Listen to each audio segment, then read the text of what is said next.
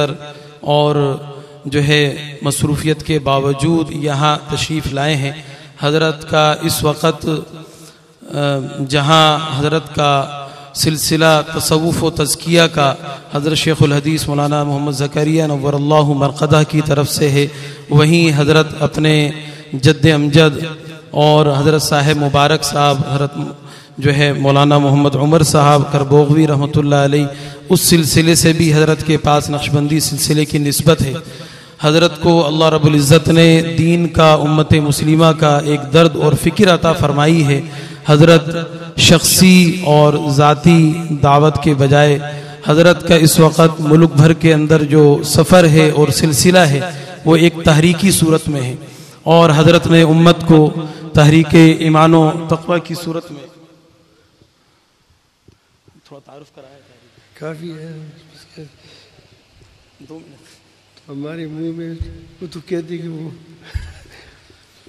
تو انشاءاللہ تعالی آج تحریک ایمان و تقوی جو کہ وحدت امت اور پورے دین پر عمل اور تزکیہ نفس کے عنوان سے محنت کر رہی ہے، اسی سلسلے میں آج عصر سے عشاء کراچی دارالایمان و تقوی کے اندر جو ہے علماء کرام سے ایک نشست رکھی گئی ہے۔ کثیر تعداد میں یہاں علماء کرام موجود ہیں، میں ان کو دعوت دیتا ہوں کہ حضرت کے تفصیلی بیان کے لیے آج عصر کے بعد دارالایمان و تقوی عائشہ منزل فیڈرل بی ایریا بلاک 10 میں تشریف لائیں۔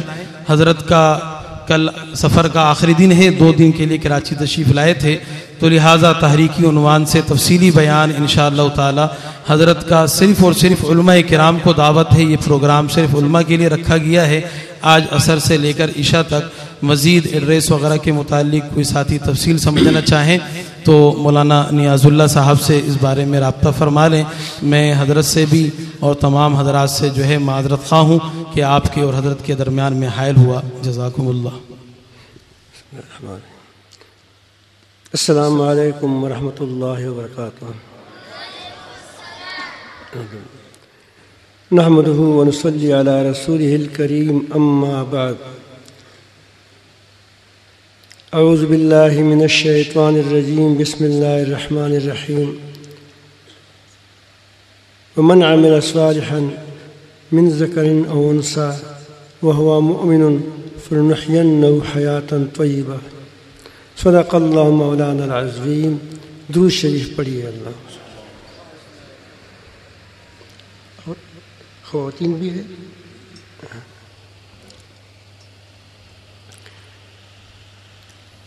مجھ سے پہلے شیخ الحدیث حضرت مولانا نجم الحسن صاحب نجم اللہ عباسی صاحب دامت برکاتہم العالیہ نے ختم بخاری کے پر جو بیان کیا تو وہ علمی بھی تھا، علماء کے لیے بھی اس میں بہت کچھ تھا، اور اس وہ اصلاحی بھی تھا جو ہمیں ترغیب دے رہے تھے کہ تمہیں کیا کرنا چاہیے۔ تو اسی لیے وہ باتیں جو انہوں نے فرمائی ہیں میں تو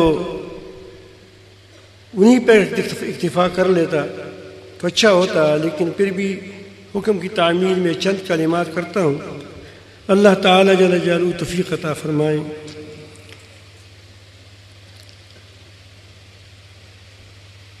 اللہ رب العالمین جل جلالہ فرماتے ہیں کہ ومن عمل صالحا من ذکر او انثى۔ حضرت نے اس پر بات کی ہے سنت کے حوالے سے، اخلاص کے حوالے سے، تو فرمایا کہ جس شخص نے صالح عمل کیا، خواہ وہ مرد ہو یا عورت ہو، اس میں کوئی تفریق نہیں ہے، لیکن ہو مومن، بشرطے کہ مومن ہو. تو ہم اس پر ضرور بضرور، یہ علماء بیٹھے ہیں، نام بھی تاکید کی ہے، نون بھی تاکید کی ہے، نہ ہو پاکیزہ زندگی گزروا دیں گے، اس کو بسر کرے گا. وہ عمل صالح کے بارے میں میں نے استاد محترم شیخ الاسلام حضرت مولانا مفتی تقی عثمانی صاحب رحمۃ اللہ علیہ سے، دامت برکاتہم العالیہ سے، اللہ تعالیٰ اس کی زندگی میں برکت نصیب فرمائے، درجات بلند فرما دے، اور سے کام لے لے، ہمارے تمام علماء سے کام لے لے. تو انہوں نے فرمایا کہ حق عمل صالح وہ ہوتا ہے، ہم بتاتے تھے ہمارا استاد ہے، کہ جس کا خود وہ عمل بھی ٹھیک ہو، درست ہو، حق ہو. نماز ہے، حق عمل ہے. کوئی رفاہی ادارہ بنانا چاہتا ہے، مسجد بنانا چاہتا ہے، مدرسہ بنانا چاہتا ہے، ٹھیک کام ہے، حق کام ہے. دوسری بات کہ اس کا نیت بھی ٹھیک ہو، عمل وہ طریقہ بھی ٹھیک ہو. ایک آدمی مسجد بناتا ہے اور کہتے ہیں کہ اس کی کوئی ڈاکہ کرنا چاہیے. مسجد بنانا ٹھیک ہے، لیکن بنانے کا طریقہ ٹھیک نہیں ہے. تو ظاہر ہے کہ جو اگر اس طرح کرے گا، اس کو حلال سمجھے گا، تو علماء بیٹھے کہ اس کے لیے کیا حکم ہے. مسجد بناتا ہے، جہاد کرتا ہے، ٹھیک عمل ہے، لیکن وہ کہتے ہیں کہ اس کے لیے کہ وہ اب ڈاکے کرو.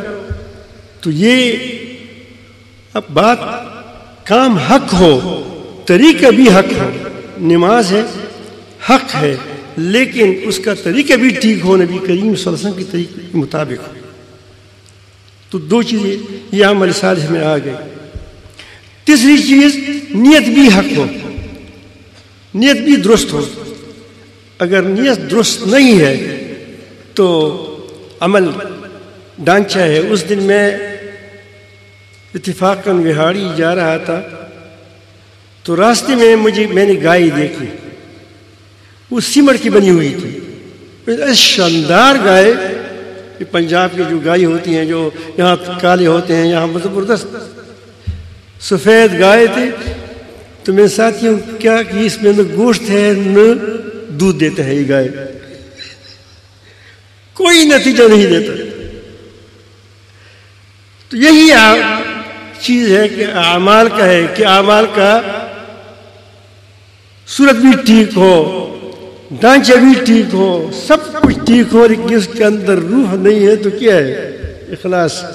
تو وہ اس عمل کا کوئی نتیجہ نہیں ہوگا بلکہ وبال ہوگا. تو جب تین چیزیں مل جاتی ہے تو یہ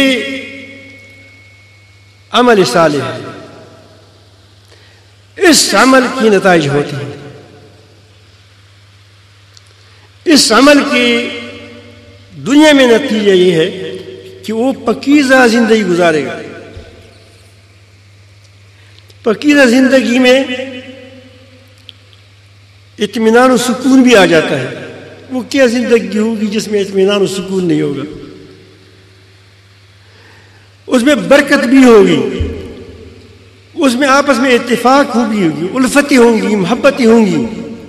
ورنہ وہ کیسے زندگی ہوگی؟ مال بھی ہے، دولت بھی ہے، آپس میں لڑنا بڑھنا ہے، جنگیں ہیں، تو اس کا کیا؟ وہ خود بھی بے اطمینانی ہو گئی، بد امنی ہو گئی. تو اس طرح اس زندگی کیا کرے گا جب آدمی 1,00,000 روپے اس کی تنخواہ ہو؟ 1,00,000. ایک آدمی میرے پاس ایک بار آ گئے، اس نے کہا کہ گزارا نہیں ہو رہا ہے. تو میں نے کہا کہ کیا ہوا؟ افسر ٹائپ کا آدمی تھا. تو اس نے کہا کہ بس پورا نہیں ہوتا. میں نے کہا کیا ہوا تم کو؟ اس نے کہا کہ تنخواہ نہیں ہے یا میرا خیال تھا کہ مسکین ہوگا. اس نے کہا کہ 1.5 لاکھ تنخواہ ہے. اس علماء سے پوچھے 3-3 ہزار تنخواہ ہے اس کی. کسی کو ملتا ہی نہیں ہے. بھئی مفت پڑھاتے ہو پڑھاؤ اور نہ تم کو کچھ نہیں ملے. ایسا ہے یا نہیں ہے؟ ہماری مدرسے میں خود 4-5-6 استاد مفت پڑھاتے ہیں. تو اس کو کہتے ہیں بھئی اگر پڑھاتے ہو پڑھاؤ خدا کی، اور ہمارے پاس کچھ نہیں ہے. تو لیکن وہ اس وقت ایک استاد تھا میرے ساتھ، اس کو ہم 900 روپے پاکستانی دے رہے تھے. تو میں نے کہا کہ ہمارے پاس 900 روپے اس وقت اس کا 1.5 لاکھ تھا. اس میں تو گزارا کیا ہوتا ہے، اس میں سے حج بھی کیا عمرہ بھی کیا. تو اس مال کو کیا کرو گے جس میں برکت نہیں ہوگی؟ کیا نہیں ہوگی؟ برکتیں اسی کے ساتھ چمٹی ہوئی ہے عمل صالح کے ساتھ. تو اس میں عورت اور مرد کا فرق نہیں ہے. ایک بات تو میں نے عرض کرنی تھی کہ عمل صالح کا ظاہری ڈھانچہ وہ تو آپ کو اس تعلیم سے آئے گا جو آپ نے ہمارے فضلاء جو ہے اب جو دستربندی اس کی ہو رہی ہے یا ہو گئی ہے تو اس کو یا چادر پوشی ہو گئی نہیں ہو گئی وہ تو بات کی بات ہے، مجھے پتہ نہیں ہے. لیکن یہ جو آپ نے نحو، صرف، ادب اور آخر آپ نے بخاری شریف بھی پڑھی، اس میں آپ نے ظاہری علوم دین کا ایک ظاہری ڈھانچہ سیکھا.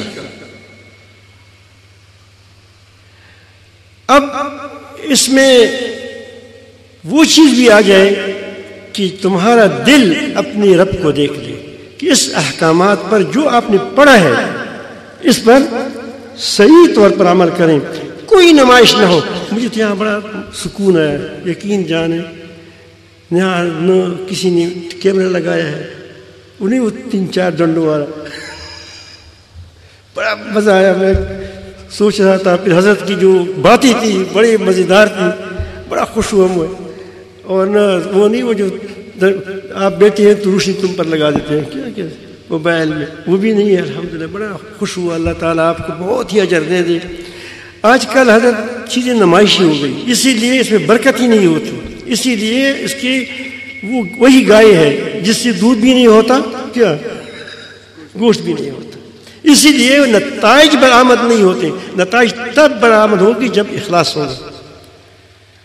اور اخلاص ہوگا آئے گا تزکیہ کے ساتھ. کس کے ساتھ؟ کہ آدمی دل حسد سے، بغض سے،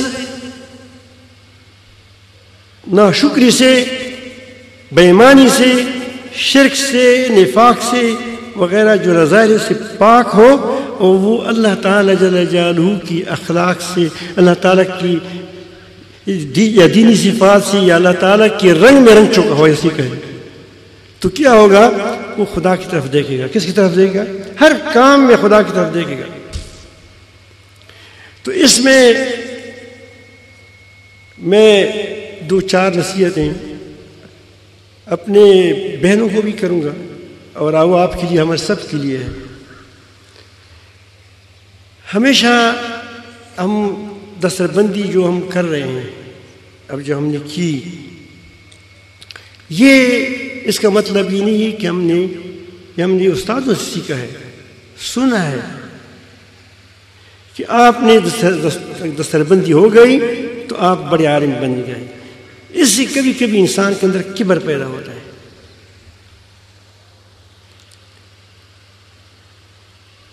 تو پھر آپ جتنے عالم بناؤ گے، جتنے بڑے عالم بنو گے، اتنے تمہارے اندر تواضع آئے گی. اگر آپ کی اندر تواضع نہیں آ رہی ہے تو سمجھو کہ میرے علم کے اندر شیطانیت داخل ہو گئی ہے.